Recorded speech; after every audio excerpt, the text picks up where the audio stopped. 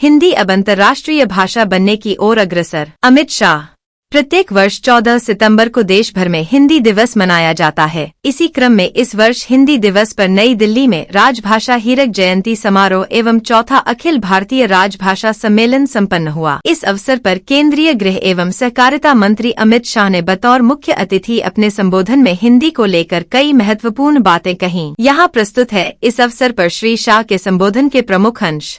हिंदी दिवस पर अपने संबोधन में अमित शाह ने कहा कि पिछले 75 वर्षों की यात्रा हिंदी को राजभाषा के रूप में स्वीकार करने और इसके माध्यम से देश की सभी स्थानीय भाषाओं को जोड़कर हमारी परंपराओं, संस्कृति, भाषाओं, साहित्य, कला और व्याकरण को संरक्षित और संवर्धित करने की रही है। उन्होंने कहा कि हिंदी की 75 वर्षों की यात्रा अब अपने उद्देश्यों की प्राप्ति के अंतिम चरण में खड़ी है और आज का दिन हिंदी को संचार की भाषा, लोगों की भाषा, तकनीक की भाषा और अब अंतर्राष्ट्रीय भाषा बनाने का दिन है। केंद्रीय गृह मंत्री ने कहा कि आज भारतीय भाषा अनुभाग का उद्घाटन किया गया है। उन्होंने कहा कि हम सब एक नई शुरुआत के साक्षी बने हैं जो एक छोटे से बीज के बोने के समान है और जल्द ही एक बड़े वृक्ष का रूप ले लेगा। उन्होंने कहा कि यह भारतीय भाषा अनुभाग आने वाले वर्षों में हमारी भाषाओं के संरक्षण का केंद्र बनेगा। उन्होंने कहा कि भारतीय भाषा अनुभाग राजभाषा विभाग का एक पूरक अनुभाग बनेगा, क्योंकि राजभाषा का प्रचार प्रसार तब तक नहीं हो सकता जब तक हम अपनी सभी स्थानीय भाषाओं को मजबूत नहीं बनाते और राजभाषा और अन्य भारतीय भाषाओं के बीच संवाद स्थापित नहीं करते। श्री शाह ने कहा कि हिंदी और स्थानीय भाषाओं के बीच कभी प्रतिस्पर्धा नहीं हो सकती क्योंकि हिंदी सभी स्थानीय भाषाओं की मित्र है। उन्होंने कहा कि हिंदी और स्थानीय भाषाएं एक दूसरे की पूरक हैं और इसीलिए भारतीय भाषा अनुभाग के माध्यम से हिंदी और सभी स्थानीय भाषाओं के बीच सौहार्द को और मजबूत किया जाएगा। उन्होंने कहा कि अगर कोई लेख, भाषण या पत्र हिंदी में है तो भारतीय भाषा अनुभाग उसका देश की सभी भाषाओं में अनुवाद करेगा। इसी तरह देश की सभी भाषाओं के साहित्य, लेख और भाषण का हिंदी में अनुवाद किया जाएगा जो समय की मांग है।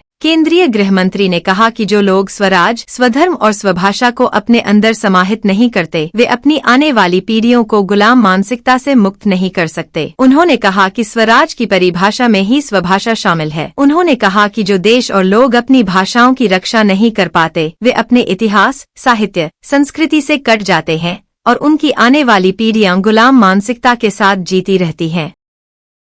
श्री शाह ने कहा कि यह बहुत महत्वपूर्ण है कि आजादी के 75 साल बाद भी हम शिवाजी महाराज के स्वराज, स्वभाषा और स्वधर्म के सिद्धांतों पर बल देते हुए काम करें। उन्होंने कहा कि नई शिक्षा नीति में प्रधानमंत्री श्री नरेंद्र मोदी ने प्राथमिक शिक्षा मातृभाषा में देने पर जोर दिया है। उन्होंने कहा कि एक बच्चे के लिए भाषाई अभिव्यक्ति, सोच, समझ, तर्क, विश्लेषण और किसी निर्णय पर पहुंचने की सबसे आसान भाषा उसकी मातृभाषा ही होती है। उन्होंने कहा कि इसी वजह से प्रधानमंत्री मोदी ने मातृभाषा में शिक्षा देने पर बहुत जोर दिया है। गृह मंत्री ने कहा कि आज का दिन भारत की सभी भाषाओं को मजबूत करने और राजभाषा को देश की संपर्क भाषा बनाने का दिन है, जिसके माध्यम से हम अपने देश का काम अपनी भाषाओं में कर सकते हैं। अमित शाह ने कहा कि हमारे स्वतंत्रता संग्राम में हिंदी का बहुत बड़ा योगदान है। उन्होंने कहा कि 1857 की क्रांति की असफलता के पीछे एक मुख्य कारण संपर्क भाषा का अभाव था। उन्होंने कहा कि हमारा देश भूराजनीतिक नहीं बल्कि भूसांस्कृतिक देश है और हमारे देश को जोड़ने वाली कड़ी संस्कृति है।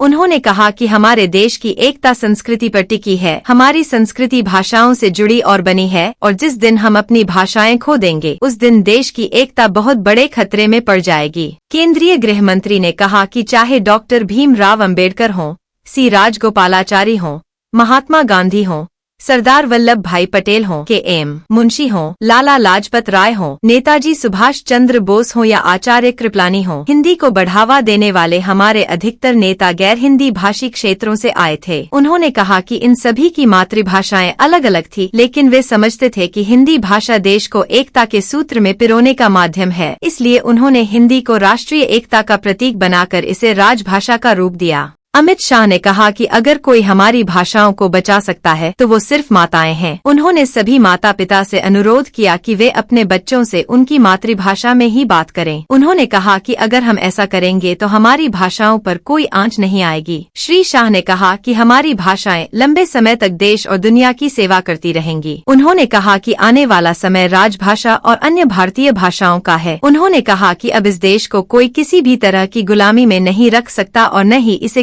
भी भाषा की गुलामी में रख सकता है। केंद्रीय गृह और सहकारिता मंत्री ने कहा कि राजभाषा विभाग ने हिंदी को समावेशी और स्वीकार्य बनाने की दिशा में काफी काम किया है। उन्होंने कहा कि अन्य भारतीय भाषाओं के शब्दों को आत्मसात करने से हिंदी कभी प्रदूषित नहीं हो सकती, क्योंकि हिंदी माँ गंगा की तरह है और सदैव पवित्र रहेगी। कई शब्द हिंदी में नहीं बल्कि अन्य स्थानीय भाषाओं में हैं और हमने उन्हें स्वीकार किया है। उन्होंने कहा कि जहां हिंदी इन शब्दों को स्वीकार करती है, वहीं हिंदी के कई शब्द हमारी स्थानीय भाषाओं द्वारा भी स्वीकार किए जाते हैं। उन्होंने कहा कि हमें हिंदी को स्वीकार्य, लचीला और बोलचाल में आसान बनाना होगा। उन्होंने विश्वास व्यक्त किया कि हिंदी शब्दकोश अगले 5 वर्षों में दुनिया का सबसे बड़ा कोश बन जाएगा। अमित शाह ने कहा कि प्रधानमंत्री मोदी के नेतृत्व में केंद्र सरकार शिक्षा, तकनीकी शिक्षा और न्यायपालिका में हिंदी के उपयोग की दिशा में काम कर रही है। उन्होंने कहा कि हिंदी को संघर्ष से नहीं बल्कि साहचर्यपूर्वक स्वीकार करके आगे बढ़ाना चाहिए। श्री शाह ने कहा कि सुप्रीम कोर्ट के कई फैसलों का कई भारतीय भाषाओं में अनुवाद भी किया गया है। उन्होंने कहा कि राजस्थान, उत्तर प्रदेश, मध्य प्रदेश और उत्तराखंड ने आज मेडिकल शिक्षा का पूरा पाठ्यक्रम हिंदी में कर दिया है। उन्होंने कहा कि इंजीनियरिंग का पाठ्यक्रम भारत की लगभग 13 भाषाओं में तैयार करने का काम चल रहा है और आने वाले दिनों में शोध की भाषा भी निश्चित रूप से हिंदी होगी। अमित शाह ने कहा कि भारत की भाषाओं को हिंदी से ही मजबूती मिल सकती है और हिंदी से ही भारत की भाषाओं को मजबूती मिल सकती है। उन्होंने कहा कि आज गृह मंत्रालय और सहकारिता मंत्रालय में फाइलें और पत्राचार हिंदी में लिखे जा रहे हैं। उन्होंने कहा कि भाषा एक अभिव्यक्ति है और अभिव्यक्ति मुखर तब होती है जब वह अपनी भाषा में हो।